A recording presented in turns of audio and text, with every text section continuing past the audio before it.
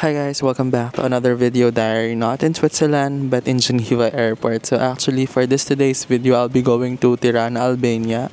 So Tirana, Albania is still located in Europe. However, parang iba na yung, I'm not sure, pero yung kasi dumaan pa ako ng border control. So para siyang Romania siguro.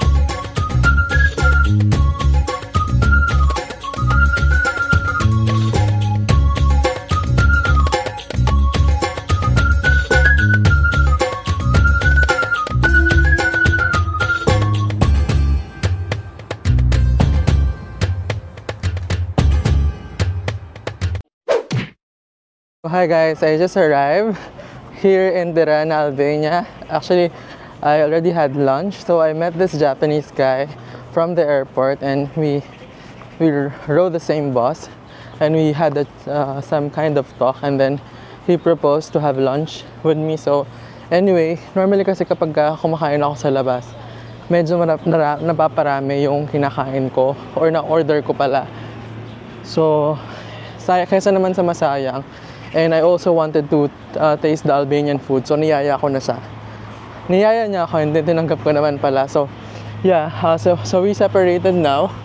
And I'm at the city center of Albania now. So first impression sa Albania, I would say parang Philippines, parang Manila na less siguro yung busy. And then, by the way, Albania is a Muslim country. So 80% of the population are Muslims. So yun. Ito nga pala yung mosque nila. So, ayan.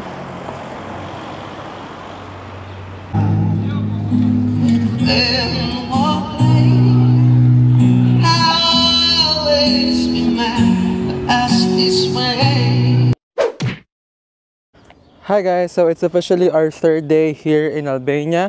So we skipped the second day because that's a separate vlog. Pumunta ako ng Berat and Birch Lake.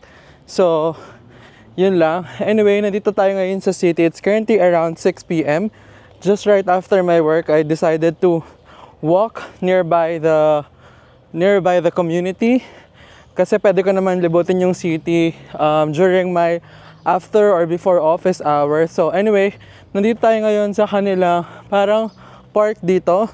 So nabasa ko lang doon kanina na it's a commemoration doon sa mga Albanians na nag-sacrifice ng life for the protection of Jews dito sa Albania. So anyway guys, tignan na lang natin kung ano ma-offer ng city na to. I'll be walking up until late since medyo late bababa yung araw. Around 9 p.m. pa bumaba yung araw dito. So tignan na lang natin. So Sana kayanin ko tong medyo hike na to. So, enjoy the video guys! So hi guys, ito nga yung trip ko dito sa Tirana, Albania. Actually, 5 days ako nagstay dito pero hybrid kasi ng paglilibot ko yung pag-work ko. So originally kasi ay talagang vacation ko to, however meron ngang importanteng client na nabigay sa akin. So I need to work remotely here in Tirana, Albania. Anyway, ang masasabi ko lang dito sa bansang to ay sobrang kamukha siya ng Pilipinas na Europe version. Yung hospitality ng mga tao, yung presyo ng mga bilihin hindi nalalayo sa Pilipinas, and parang talagang medyo may pagkamagulo na maayos ang Tirana, Albania. So ang pinaka-favorite spot ko nga pala dito ay etong parang forest nila within the city. So parang nasa 20 minutes lang from the center ay pwede ka nang pumunta dito sa parang forest nila. Actually marami akong nakitang nagja-jogging dyan. So talagang sobrang fun niya bisitahin. So ayan, nagmumuni-muni lang ako dito. Anyway, kailangan ko magtrabaho ng from 8 a.m. to 5 p.m. And right after, dun pa lang ako talaga pwedeng maglibot. Actually, parang 1 hour to 2 hours lang yung plane ride from Geneva, Switzerland. And kaya pala ako nakapunta dito. Hindi siya part ng Schengen. However, dahil may resident visa ako ng Switzerland, so pwede akong pumunta dito. Ito din pala yung napuntahan kong Pyramid of Tirana. Parang yung loob niyan ay mall. Anyway, hindi naman ganun kahirap umakyat dyan. And actually may elevator, pero naisipan ko talagang maglakad-lakad since nga nag-work ako. Another fun fact nga pala dito sa Tirana, Albania is very nationalistic or patriotic ng mga tao. Actually, nasabi nga nung tour guide ko dun sa second day is walang masyadong international brand dito sa Tirana, Albania katulad ng McDonald's. Wala kang makita McDonald's and Starbucks. Kasi kahit na pumasok or i-penetrate ng mga international brands yung Tirana, Albania, since nga patriotic sila, hindi bibilhin ng mga lokal yung mga international brands o kaya mas pipiliin nila na bumili dun sa mga local brands nila. Anyway, hindi talaga ako nakapunta dun sa pinaka mga tourist attractions dito sa Albania katulad ng mga beaches nila kasi sobrang ganda daw ng mga beaches dito kasi kailangan mo talaga ng car or mag-rent. So anyway, naglibot-libot lang naman ako sa city nila and so far, nagustuhan ko naman siya, especially yung mga presyo. Sobrang baba ng presyo dito as compared sa Switzerland, parang divided by 3. And ito nga, nakita ko, ito nga pala yung mga pinuntahan ko. Actually, nagpo-point lang ako sa maps and then pupuntahan ko siya kapag ginabihan. So anyway, yun lang naman yung nandito sa video na to guys. I hope you enjoy, and if ever na mapunta kayo sa Tirana, Albania, just pinpoint the places that I've been to kasi ito yung para mga local destinations nila or city destinations nila dito. And if you like this video, kindly click the like, subscribe, as well as mag-comment na din kayo kung ano pa yung ang gusto nyong mapuntahan kong country. Actually, this is my 39th country, and see you on the next country that I will be visit. Thank you guys for watching. Ciao! There'll be girls across the nation that'll eat this up, and I know that it's so, but could you better